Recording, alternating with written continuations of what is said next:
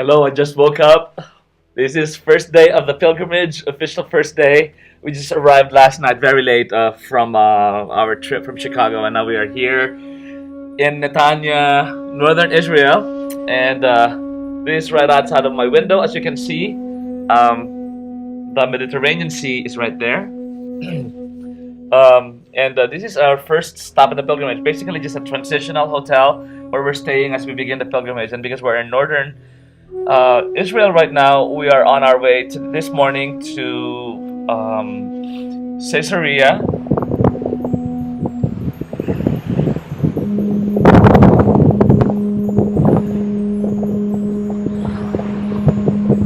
I'm right here by the Mediterranean Sea, and it's right here on the shores of Caesarea where the apostles have visited and where the beginnings of Christianity may be traced. It's still so beautiful. It's still so filled with rich remains of the past. It's amazing. And the water is it's so beautiful. The water is so beautiful. Look at that.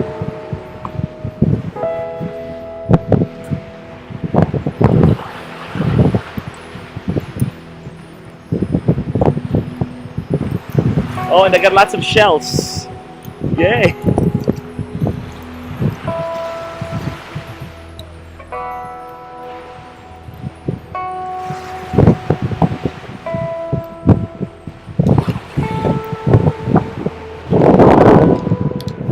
And then from Caesarea we will be going to Haifa, Mount Carmel. Just finished our mass here at the chapel of Stella Maris Church in Haifa, Mount Carmel.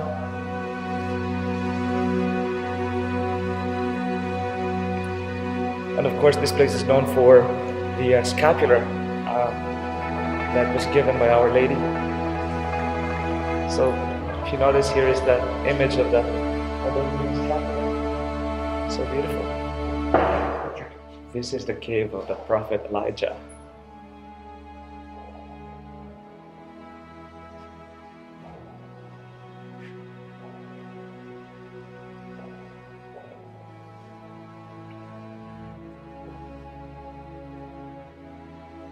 A very special event happened here, which you can find on the Book of Kings, the first Book of Kings, chapter 18. It's about the story of the contest between the prophets of Baal and Prophet Elijah. Of course, we know who wins that. Oh, and then from there we're gonna go to Megiddo.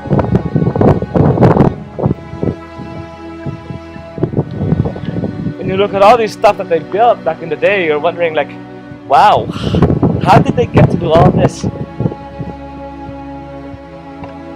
But the commitment to build a city was part of the understanding of what they were supposed to do as people of God.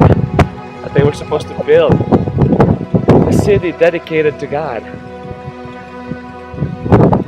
It's a time when the kings were considered as anointed, and they were really appointed and chosen and anointed by God Himself. And so the king symbolized for them also the presence of God. And that is why the splendor of the kingdoms reflected also the splendor and glory of God. And here in Megiddo, it's good to think about the idea that this is where the final battle of the good and the evil will happen at the end of time. And not as if the battle is only going to happen at the end of time, because really, if you think about it, every moment of every day, we are already fighting the spiritual battles. We are already in the middle of that spiritual warfare. Be it fighting against the evil of selfishness, or greed, or lust, or just the way that Satan or the devil works around us so that we get misguided or confused in our own spiritual journey. I think that is a major thing to always think about, that the fight between good and evil is more subtle than we know it is. And that is why we always have to be on our toes. We always have to be aware of that dynamic of the battle that's happening here and now. So it's not just going to happen at the end of time. The end of time is just the final battle of the good and evil, and we know the good will win.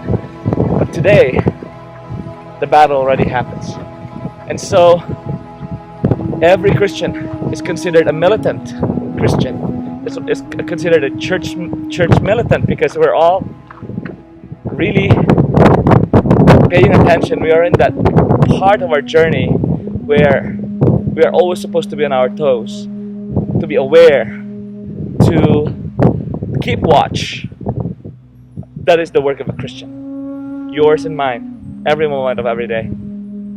And we need God, who in Jesus Christ, who is the victor of all good against evil, to guide us and show us the way to win over our own battles with our own demons.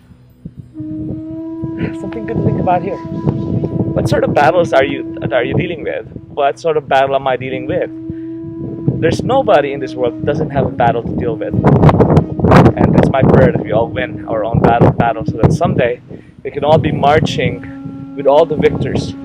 As it says in the book of Revelation, all the people that have emerged victorious over the time of great tribulation. That is where you and I would like to belong with at the end of time.